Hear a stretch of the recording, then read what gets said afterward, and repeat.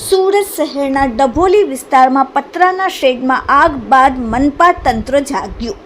ગેરકાયદેસર પતરાના શેડો દૂર કરવાની કામગીરી હાથ ધરવામાં આવી. વર્ષોથી બાંધેલા પતરાના શેડો કેમ મનપા તંત્રને નહીં દેખાયા? આગ જેવી ઘટના બાદ જ કેમ મનપા તંત્ર જાગે છે તેને લઈ આજે ભાજપાના કોર્પોરેટરે સવાલ ઉઠાવ્યા. મનપાની રહેમ નજરથી જ આ પતરાના શેડોમાં કોમર્શિયલ એક્ટિવિટી માત્ર નામ પૂરતી જ કામગીરી કરીને મનપાના અધિકારી રવાના થતા અનેક સવાલો ઊભા થયા. કતારગામ ઝોનમાં ગેરકાયદેસર પતરાના શેડોમાં રાફડો ફાટેલો છે. સૂત્રના મુતાબિક વારંવાર સ્થાનિક લોકોની ફરિયાદો હોવા છતાં અધિકારીઓ કોઈ કાયદેસર કાર્યવાહી કરતા નથી. જ્યારે કોઈ ઘટના બને છે ત્યારે અધિકારીઓ જાગે છે. થોડા દિવસો પહેલાં જ ગેરકાયદેસર પતરાના શેડોમાં આગ લાગી હતી, ત્યારે 6 થી 8 કલાક સતત આગ બુઝાવવાની મહા મહેનત કર્યા બાદ આગ બુઝાવવામાં આવી. તેમાં કરોડો રૂપિયાનું નુકસાન થયું. પરંતુ હવે મનપા તંત્ર જાગ્યું અને પતરાના ગેરકાયદેસર શેડોને દૂર કરવાની કામગીરી કરી. પરંતુ આ કામગીરી કેટલા દિવસ કરશે અને ક્યાં સુધી કરશે તે લોકોના મુખેથી ચર્ચાઈ રહ્યું છે કે દુર્ઘટના બન્યા પછી જ મનપા તંત્ર શા માટે જાગે છે?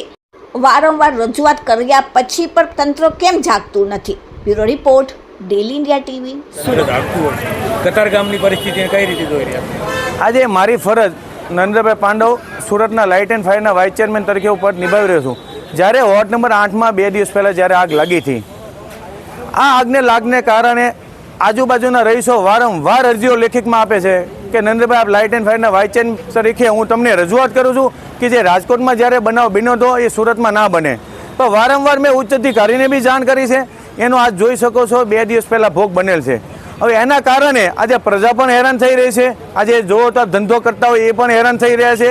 તો મારે જે ડોમ કે શેડ જે બનાવતા હોય એમને બી મારી રિક્વેસ્ટ છે, મારી ભલામણ છે કે આપ લોકોને ધંધો કરવો હોય તો ઇન્ડસ્ટ્રીયલ ઝોન છે, ત્યાં શાંતિથી કામ કરી શકો છો. અને જ્યારે ઉચ્ચ અધિકારીને બી ફરજમાં આવે છે કે જ્યારે ઉચ્ચ અધિકારી આ ગેરકાયદેસર બાંધકામ કરવા દેતા હોય ત્યારે આ પ્રજા અને ભોગ બની રહે છે, જેથી મારે કમિશનરને લેખિતમાં રજૂઆત કરવી પડશે. નરેન્દ્રભાઈ શું કહેશો, આ એક સ્થાનિક વિસ્તારમાં આ રીતના ડોમ એક જીવતા બોમ્બ સમાન છે? આપ જોઈ શકો છો 2 દિવસ પહેલાં જે બનાવ બન્યો છો એમાં 8 કલાક લાઈવ આગને કારણે થઈને 8 કલાક ઊભો હતો. કોઈ બી વ્યક્તિ હોય જેને ધંધો કરવો છે શાંતિથી કરી શકે, પણ ઉચ્ચ અધિકારીના લીધે આ ભોગ બની રહે છે. જ્યારે અધિકારીઓ જો આ વસ્તુ બનવા ના દેતા હોય તો આ ભોગ નહીં બને.